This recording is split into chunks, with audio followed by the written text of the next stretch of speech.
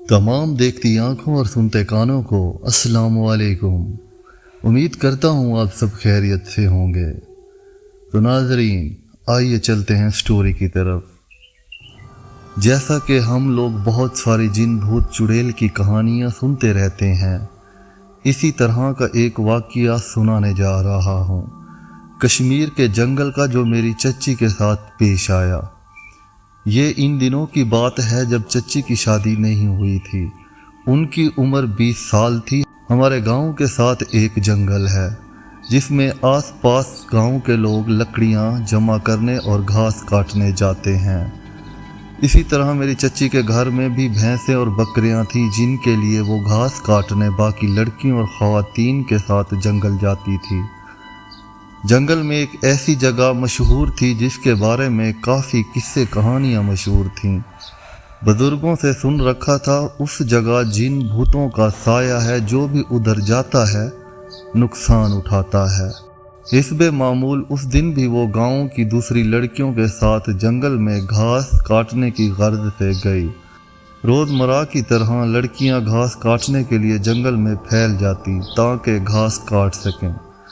आज भी यही हुआ कि सब लड़कियां घास की गर्ज से अपनी अपनी जानिब चल पड़ीं और सब घास काटने में मसरूफ़ हो गईं।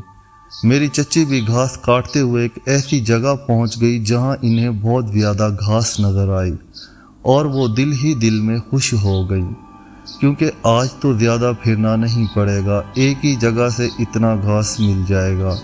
ये जगह एक पुरस्कार सी जगह थी, जैसे इधर कई सालों से कोई भी ना आया हो। दरख्तों का घना झुंड, मुकम्मल वीरानी एक खौफनाक मंजर पेश कर रही थी। एक लम्हा के लिए मेरी चच्ची खौफज़दा हुई, लेकिन दूसरे ही लम्हे ये ख्याल आया कि जंगल तो ऐसा ही है, हर तरफ वीरान ही होता है। लेकिन उनका ये ख्याल गलत था। वो घास काट रही थी अपनी धुन में मगन के एक बूढ़ी औरत उनके साथ घास काटना शुरू हो गई और बूढ़ी औरत ने चच्ची का नाम लिया। खुर्शीद, क्या हाल है? मेरी चच्ची ने बगैर देखे ही उसे जवाब दिया। वो समझी गांव की ही कोई औरत है। इस तरह रोज़मर्रा की बातें हो रही थीं। मेरी चच्ची एक पुरसकून और दिल ही दिल में शुक्र अदा कर रही थी कि चलो अब ये यहाँ अकेली नहीं है, उसके साथ और भी कोई है। मेरी चच्ची घास काट रही थी और साथ साथ बातें भी कर रही थी। काफ़ी देर के बाद जब चच्ची ने देखा तो वहाँ ना घास थी और ना वो औरत। वो परेशान हो गई, लेकिन दूसरे ही लम्हे उन्हें ख्याल आया कि शायद वो औरत घास साथ ले गई होगी, क्योंकि थोड़ा थोड़ा घास जमा करके सब ने एक जगह मुकर्रर की होती जहाँ घास जमा करती जाती। जब बहुत बड़ी गठरी बन जाती तो तकरीबन दोपहर के वक्त कोई ना कोई अपने अपने घरों से उनके लिए खाना भी लाता और घास भी उठा ले जाता। चच्ची भी यही समझती कि शायद ये औरत भी घास वहीं ले गई हैं और दोबारा घास काटने में मशगूल हो गई। चनाके अब टाइम काफ़ी हो चुका था। चच्ची ने सोचा अब जितना भी घास काटा है सब इकट्ठा कर लूँ। जब वो देखने लगे तो सारा घास गायब था। इससे पहले कि वो कुछ कहती, एक लड़की के हंसने की आवाज़ सुनाई दी, जिस पर चच्ची समझी शायद साथ आई लड़कियों में से उनके साथ कोई शरारत कर रहा है। चच्ची ने आवाज़ लगाई, मुझे पता चल चुका है तुम कौन हो, फलां टाइम हो रहा है जाने का, तो चलो चलें। लेकिन आगे से आवाज़ आई कि आज तुम इधर ही रहोगी, कहाँ जाना है तुमने, क्या जल्दी है? जिस पर चच्ची ने थोड़े वसीले अंदाज में कहा, इंसान की बच्ची बनो। जो आवाज़ पहले दूसरी तरफ से आ रही थी, अब ये आवाज़ दरख्तों के झुंड में से आनी शुरू हो गई कि इधर ही आ जाओ, कुछ देर बैठकर बातें करते हैं, घर तो चले ही जाना है। ये आवाज़ उस शरारती लड़की की थी जो अक्सर उनके साथ मजाक करती थी। अब मेरी चच्ची थोड़ा सा डर भी रही थी कि ये इधर क्या हो रहा है और वो इधर क्या कर रही है। ये जगह तो ठीक नहीं है और इधर की तो बहुत कहानियाँ मशहूर हैं। अब चच्ची ने इसे डांटने वाले अंदाज में गाली देकर कहा कि तुम इधर क्या कर रही हो, तुम्हें पता है ना वहाँ क्या है और वो जगह ठीक नहीं। जिस पर सहेली कहने लगी, कुछ नहीं है, तुम आओ। तो चच्ची हिम्मत करके वहाँ पहुँची तो वहाँ कोई नहीं था। आवाज़ अब اور آگے چلی گئی۔ اب وہ کہہ کے لگا کر کہہ رہی تھی میں یہاں ہوں، ڈھونڈ لو۔ چچی اب ڈر گئی تھی کہ اس کے ساتھ کیا ہو رہا ہے۔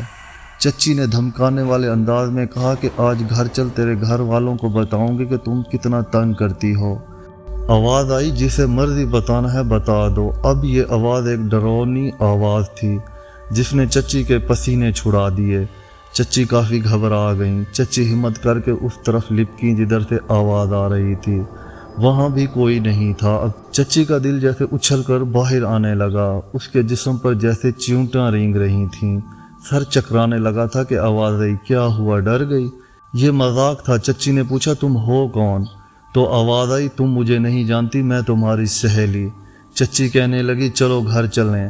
تو دوبارہ آواز آئی چلتے ہیں گھر بھی، پہلے پانی تو پی لو۔ جس پر چچی بولی پانی ادھر تمہارا باپ دے کر گیا ہے۔ جس پر وہ بولی اپنے پیچھے مڑ کر تو دیکھو۔ جب وہ پیچھے مڑ کر دیکھا تو ایک تازہ پانی کا گھڑا پڑا ہوا تھا، جسے دیکھ کر چچی مزید ڈر گئیں، لیکن پیاس بہت لگ رہی تھی۔ چچی پانی پینے کے لیے پاس پہنچی تو گھڑا غائب ہو گیا۔ اب چچی سمجھ گئی تھی اصل کہانی، مارے خوف کے بے ہوش ہو کر گر گئیں۔ اس کے ساتھ کی لڑکیاں اور گھر والے اسے ڈھونڈ رہے تھے۔ وہاں پہنچتے ہی اور اٹھا کر گھر لے گئے۔ جب چچی کو ہوش آیا تو حواس چچی کھو چکی تھی، کانپ رہی تھی، بس روئے جا رہی تھیں۔ گھر والوں نے مولوی صاحب کو بلایا تو مولوی صاحب نے بتایا بچی ڈر گئی ہے۔ مولوی صاحب نے دم کیا، تعویذ دیا اور کچھ دنوں کے دم سے وہ ٹھیک ہو گئیں، لیکن اس کے بعد چچی نے توبہ کر لی اور کبھی اس جنگل کا رخ نہیں کیا۔ اس کے ساتھ ہی کہانی کا اختتام ہوا۔ تو تمام سننے والے ناظرین، اگر ہماری کہانی پسند آئی ہو تو ہمیں کومنٹ سیکشن میں ضرور بتائیے گا، اور اگر آپ اپنا واقعہ ہمارے ساتھ شیئر کرنا چاہتے ہیں تو ہمیں کومنٹس میں ضرور بتائیے گا۔ اس کے ساتھ ہمیں اجازت دیجیے اور ہمارے چینل کو سبسکرائب کیجیے۔ سپرد خدا۔